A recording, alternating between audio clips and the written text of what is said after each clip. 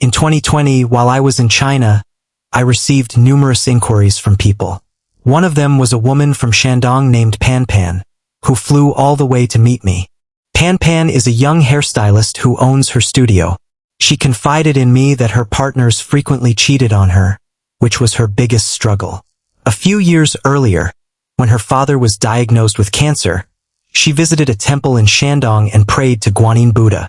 She vowed that if her father were cured, she would remain unmarried for her rest of life as a form of gratitude.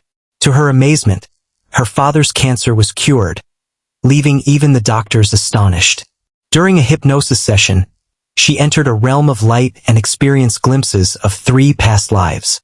In her first life, she was of the Miao tribe and a herb gatherer, living in the mountains with her current grandfather, never marrying and remaining solitary. In her second life, she was a general who had a wife and children, but met a tragic end after falling from a cliff, wounded by an arrow. In her final moments, a pillar of light rays descended upon her. I asked, "Did your body float up?" She replied, "No, it wasn't my body. Something from within me floated up, while light just absorbed it." She began to feel unwell and expressed deep sadness, not wanting to leave. I inquired, "You miss your children, don't you? And your wife?" She responded, "I do miss my children very much, but not my wife as much." I took her back to her final moments at home with her family until she expressed a desire to leave that lifetime, saying she still had to go. In her third life, she was again a rough, uneducated man, toiling in the fields until he felt ill and died of old age.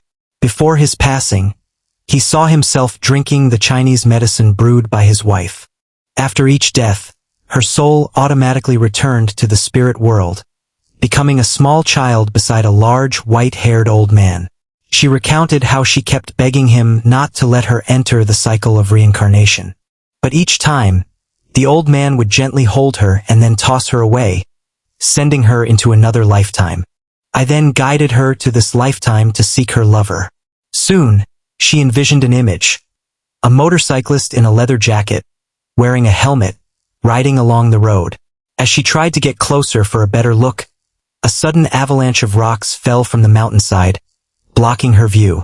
This startling image jolted her awake from hypnosis. Later, she told me she finally understood the origins of her personality in this life. The personas she encountered reflected her own, particularly the valiant general, whose character resonated most with hers.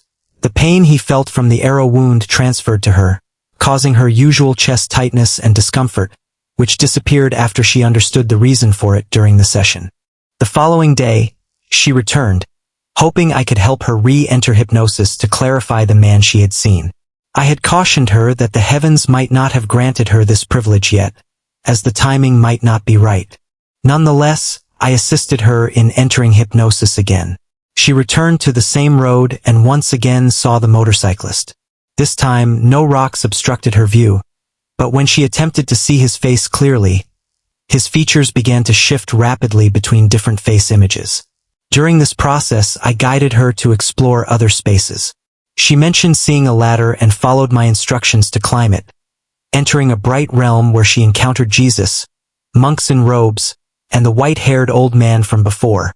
They appeared welcoming and kind, extending their hands to her. Eventually, her vision faded into darkness, pulling her out of that experience. This is the first episode. The second episode will be coming on air sooner. Thanks for listening.